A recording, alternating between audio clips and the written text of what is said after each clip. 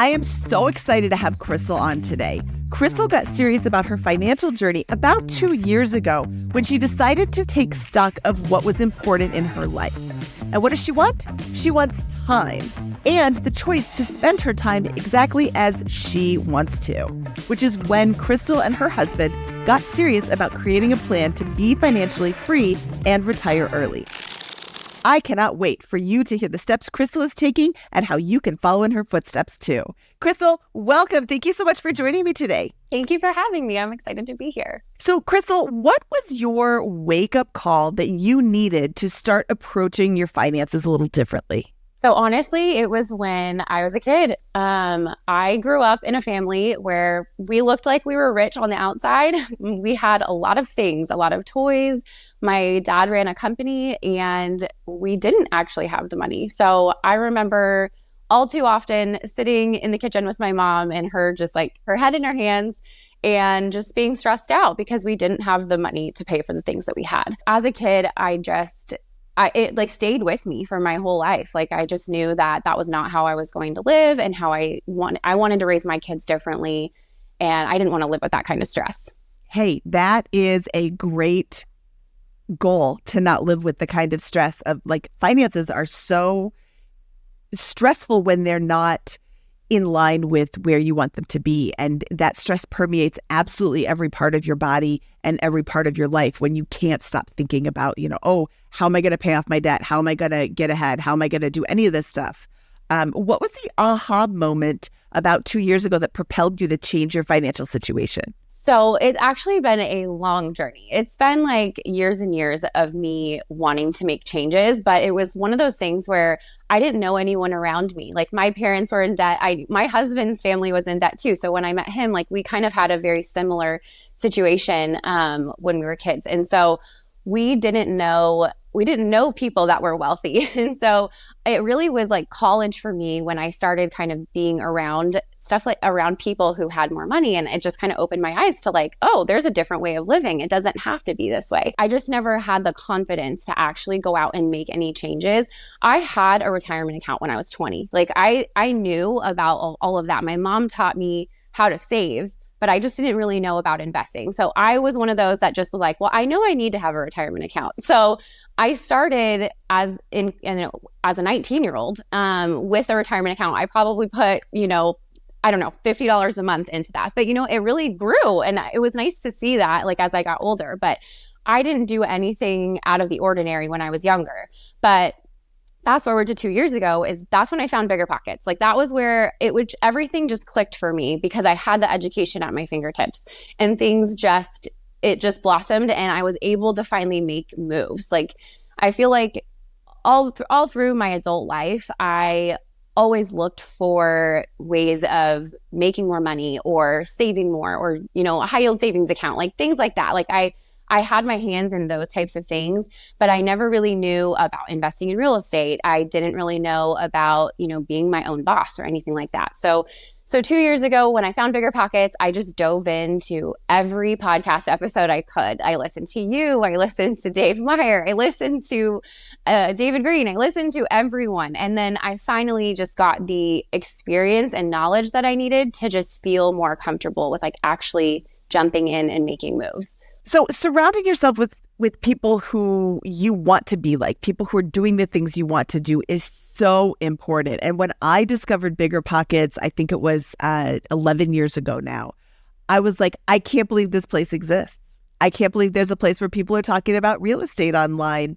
This is so awesome. I think it's really important, the community support aspect, because if you've never invested in real estate before, you don't know what you're doing. And all of the reading is super helpful, but having conversations like in the BiggerPockets forums with people who have already done it, and you ask a question and you get 15 answers saying, this is what I did that worked for me, or hey, you think that this is a good thing, but it's actually a bad thing, and here's why. When you ask a question from this position of, I'm really curious, in the BiggerPockets forums, you get genuine answers with people who have been there, they've done it, they've gone through it already. So you don't have to graduate from the school of hard knocks. you can just learn from somebody else's degree.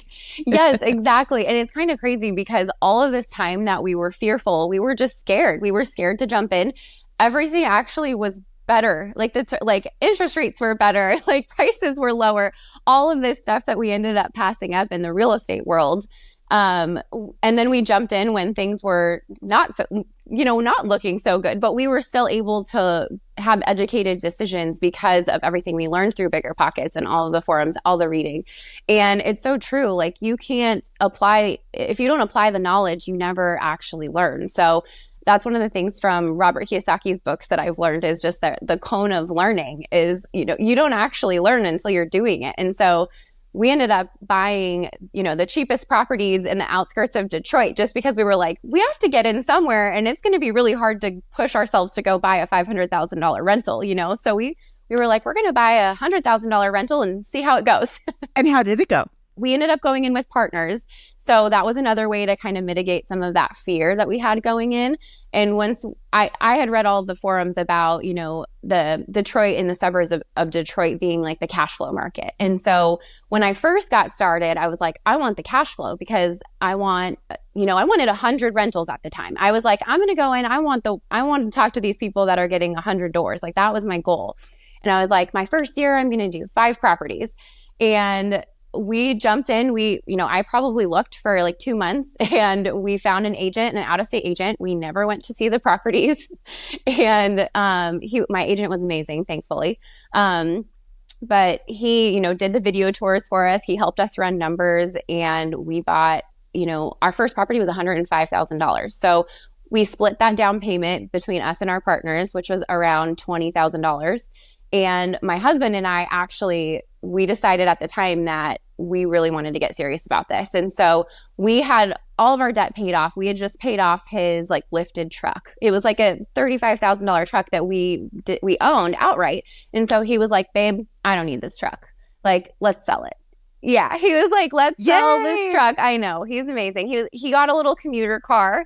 We went out and spent like $3,500 on a car for him. And we sold his truck and got enough we sold it for like $32,000. I remember the check.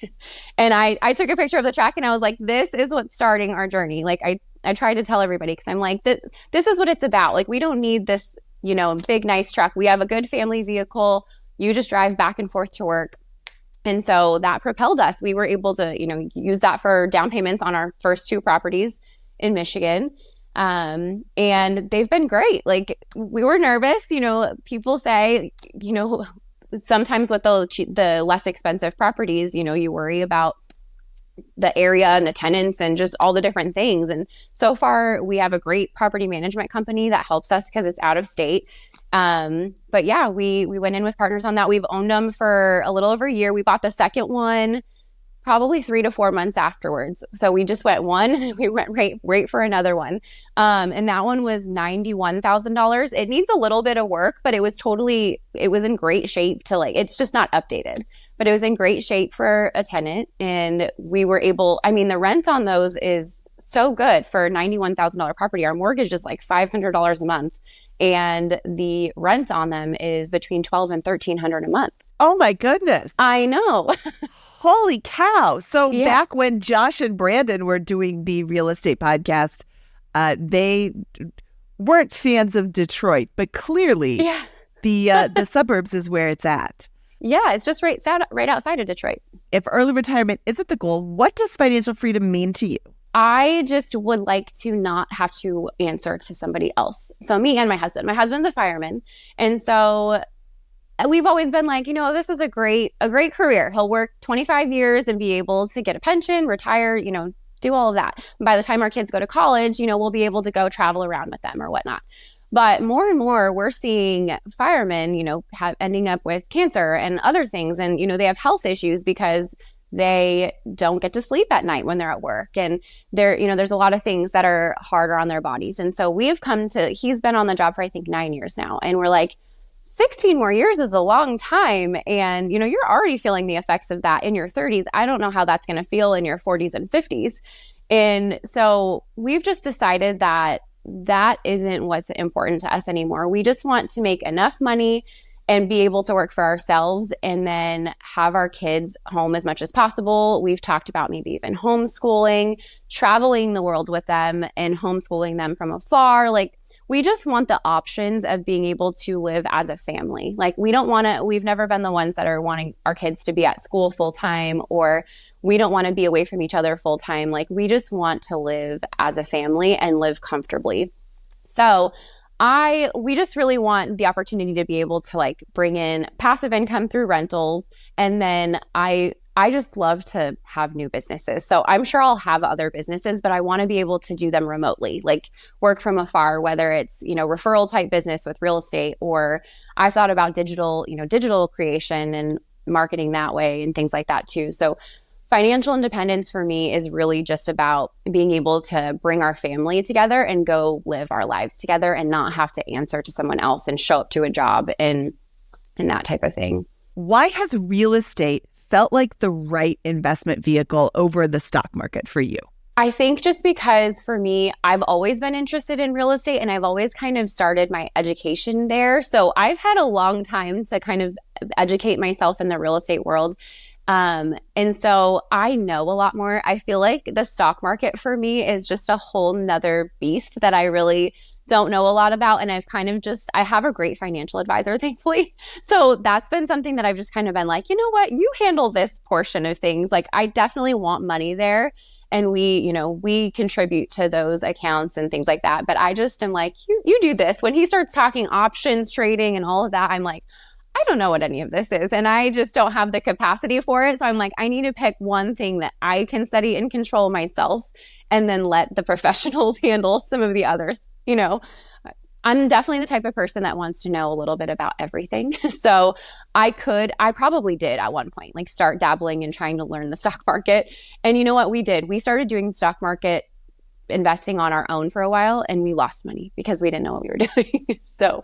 So real estate feels like it's something that I can control a little bit more and educate myself better on. When you say you lost money, was it on individual stocks? It was because we were just buying individual stocks. You know what? We invested in like 3D printing. We were like, we're gonna be rich.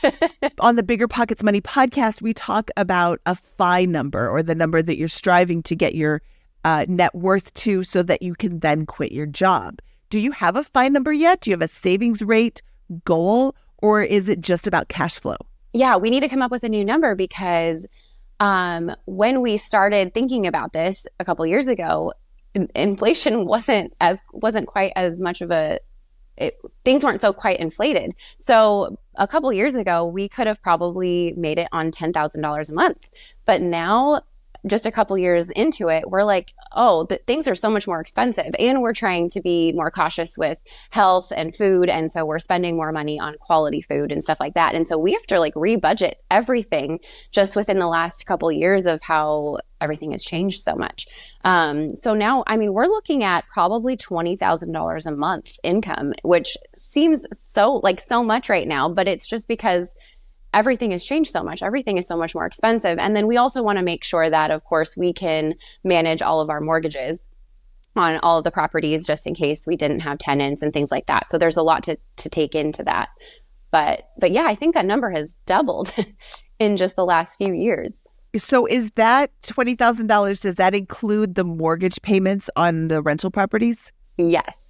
I just want to make sure that if anything were to happen in the economy or if we didn't have tenants, that we wouldn't be in a bad spot. And I want to make sure that years down the road, say we have another crazy run of inflation like this, that we're not having to backtrack and say oh my gosh, we can't be retired anymore. And one of us needs to go back and I need to go back as a nurse, or you need to go back and try and find a fire job. I want to make sure that once we do, we're good to go. Yeah, I think that's a great plan, having this goal for your income, but also being willing to go back into these jobs that unfortunately there's always going to be fires and there's always going to be a need for a nurse. So being able to jump back into something is huge. And we think about that all the time. And it is something that we would do if we had to. But that's why, especially with my husband's job, because once he leaves, we're leaving the opportunity of his pension and things like that. So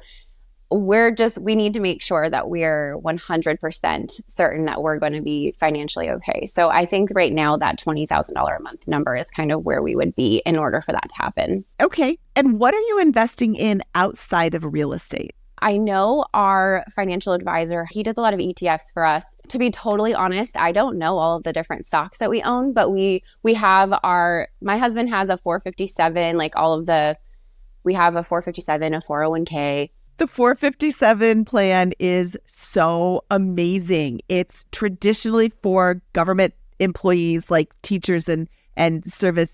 What's a firefighter called? Public servants. Yeah, public service or first responder. Yeah, it's traditionally for those types of careers, but the 457 plan is in addition to another retirement plan like a 401k or a 403b, depending on what job that is. You can contribute up to $23,000 in your 401k, 403b, that plan. But then additionally, you can contribute $23,000 in your 457 plan. And wait, there's more.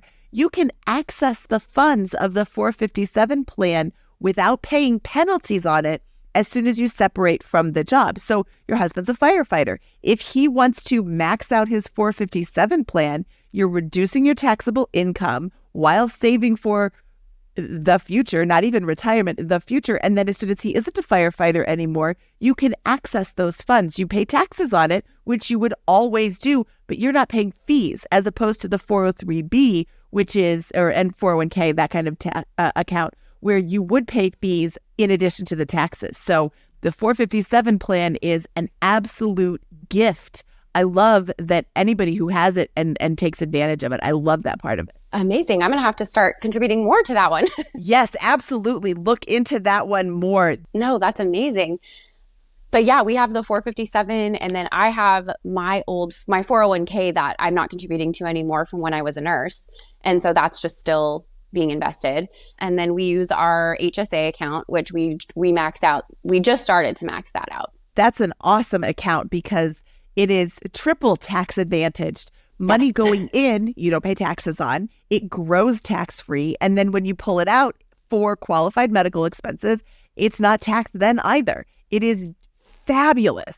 You should Yes, absolutely I'm pretty sure I be learned maxing that here. one out. Yeah, Yes. absolutely max that out. That is so awesome. So Crystal, have you always been a budget conscious person? Yes, I actually, since I was growing up, because I used to sit at the table with my mom doing her budget, I would go to the grocery store with her and she was always clipping her coupons. My friends in college would always be like, Crystal's got a coupon for it. That is a compliment. Yeah, I know. I'm like, thanks, Mom. So I always learned how to make sure that I was spending my money well and trying to do the best I could to live below my means. I always made sure I was paying attention to where my money was going. And so I've always been a very good saver and very good at not spending. I've never been the person that needed lavish things. It was just that I needed to learn about the investment side of things. Once you started pursuing your financial freedom, what was the most significant change you made? Probably just tracking our expenses the most, because we as kids, I feel like when we were younger and then when we had kids, it was very much about, making sure that we weren't overspending in areas that we didn't need to be. So we pulled back a lot on eating out and going out and, getting happy hour and things like that. So we pulled back a lot on that because we knew, we can still live the same lifestyle and still get to go enjoy our meals and have drinks and stuff without doing it as often as we were. And secondhand, we take a lot of secondhand clothes. I'm sure I love dressing in my 3-year-old, but I'm I'll take all the clothes from all of our friends and family so I don't have to go out and buy new wardrobes for them every single season because, gosh, it is expensive to clothe kids that keep growing and growing. Okay, so Crystal, what is your biggest FI takeaway that you would like to tell our audience? I would say, honestly, you just have to get started. You have to get started on a journey somewhere. And so it really is it's just about taking the next step. Just start by budgeting. Like budgeting can get you so far because we know there are so often that we don't know that we're overspending. Like there are months sometimes when I'm like, how in the world did we spend this much money on food or whatever it was? And there's so many different things that you can do to just get started on your journey. Start reading a book, like pick up a book. That's the easiest way to just get started and get motivated. Crystal, thank you so much for your time today and for joining me. This was so much fun. It's always good to talk to you. Where can people find you? Yes, you can find me on BiggerPockets at Crystal Novak. And I'm on Instagram at Crystal_Novak_. There's a handful of crystals, so I had to use some underscores there. Awesome. And you are the only Crystal Novak on BiggerPockets right now. So that is going to make you easy to find. Amazing. All right. If you like this video, please click the thumbs up and don't forget to subscribe to this channel for more inspiring fire videos just like Crystal's. This is Minnie Jensen signing off.